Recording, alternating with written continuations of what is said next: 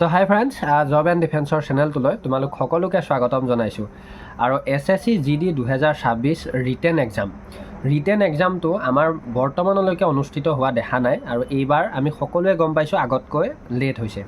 তো এতিয়া কথাটো হ'ল, আমি সকলোৱে ভাবি আছোঁ যে আমাৰ এক্সামটো হয়তো মাৰ্চত অনুষ্ঠিত হ'ব, মানে মাৰ্চত যেনেকৈ নহওক আমাৰ এক্সামটো পাতিব বুলি আমি ভাবি আছিলোঁ বা ভাবিছোঁ।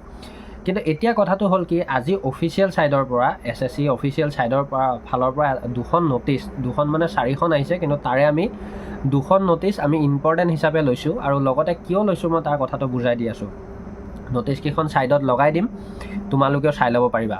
ফাৰ্ষ্ট কথাটো হ'ল কি, আজি মাৰ্চৰ 9 তাৰিখ হ'ল, আৰু এই 9 তাৰিখলৈকে আমি SSC GDক লৈ অফিচিয়েল ছাইডত আমি একোৱেই ডাটা নাপালোঁ। কিন্তু এতিয়া কথাটো হ'ল কি, অফিচিয়েল ছাইডত আমাক এডমিটৰ বিষয়ে হওক, এক্সামৰ ডেটৰ বিষয়ে আমাক একোৱে জনোৱা নাই।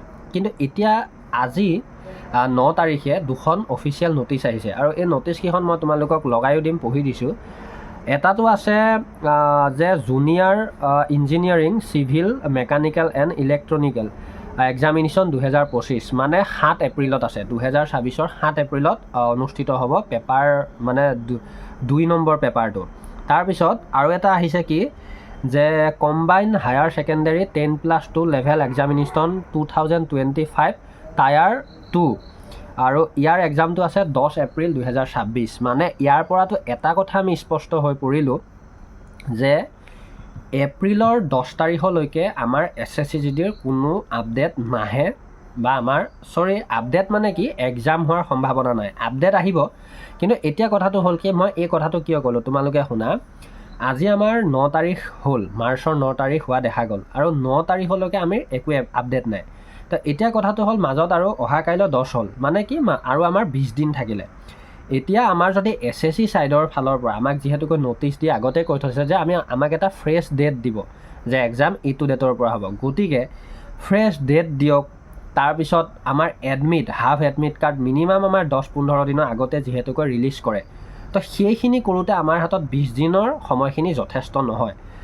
এই 20 দিনৰ সময়খিনি যথেষ্ট যিহেতু নহয়, তো 1 এপ্ৰিলৰ পৰা 10 এপ্ৰিললৈ যিহেতুকৈ এই দুটা এক্সাম আছে, গতিকে কোনো কাৰণে আমাৰ SSC GDৰ এক্সাম অনুষ্ঠিত নহয়। তো এতিয়া আমি যদি এইবাৰ চাওঁ যে আমাৰ SSC GDৰ এক্সামটো কিমান লেট হোৱা দেখা যাব, আমি যদি অফিচিয়েলৰ এই ডাটাখিনিৰ মতে চাওঁ। ফাৰ্ষ্ট কথাটো হ'ল, আমাৰ যিহেতু আজি 9 তাৰিখ, মই যিমান দূৰ জানো হয়তো আমাৰ 20 তাৰিখৰ ভিতৰলৈকে, মানে মাৰ্চৰ 20 তাৰিখৰ ভিতৰলৈকে আমাক অফিচিয়েলভাৱে তেওঁলোকে 100% ন'টিচ দি পেলাই বুজাই দিব যে এক্সাম কেতিয়াৰ পৰা অনুষ্ঠিত হ'ব, এডমিট কেতিয়া ৰিলিজ হ'ব, আৰু কোনে পাতিব, কি কথা, এই গোটেইখিনি কথা ধুনীয়াকৈ হয়তো বুজাই দিব। তাৰ বাবে আমি অপেক্ষা কৰিব লাগিব। আৰু তাৰ লগতে মই এটা কথা কৈছোঁ, যদি মই নিজৰ ফালৰ পৰা কওঁ, বা আমি যদি অফিচিয়েলৰ মতে চাই পেলাই কওঁ, তেতিয়াহ'লে 10 এপ্ৰিলৰ পিছত আমি 15 তাৰিখৰ পিছত আমি SSC GDৰ 2026ৰ ৰিটেন এক্সামৰ কথা আমি ভাবিব পাৰোঁ। আৰু এপ্ৰিলত হোৱাটো প্ৰায় সম্ভাৱনা বেছি, কাৰণ এপ্ৰিলত হ'ব লাগিবই বুলি এটা কথা আমি ক'ব পাৰোঁ, কাৰণ তাৰ পিছৰ প্ৰচেছখিনি যিহেতুকৈ আছে। চ' ধন্যবাদ, এটা সৰু আপডেট। ন'টিচকেইটা তোমালোকে অফিচিয়েল ছাইডতো চাব পাৰিবা, আৰু লগতে মই ইয়াত লগাই দিম।